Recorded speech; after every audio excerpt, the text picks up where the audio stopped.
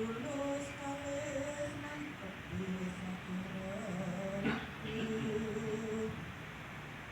bakas rarasan kayanyo ayun keperluan kayawit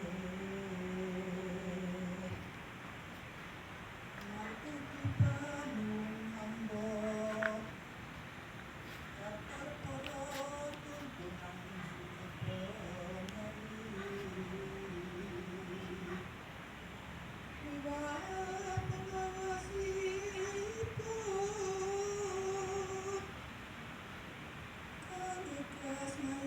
Penutupan terakhir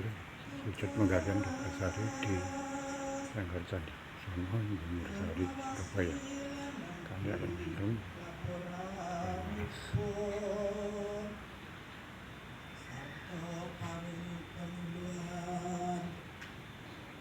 Biasa asuh asih Tulno tungkap atur kula tindak tanduk ingkang boten branani pangat samanyakang aku mungkin kalumin pira yang kuasa kang padimbalanipun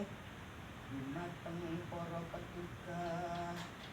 kang ikhlas ngayahi wajib tumrap para katang warga ingkang sami ngayati sujud penggali sampun dikiwancinipun lan samya pepisahan awrat sangat raos sajroning kalbu namung saged angin ajab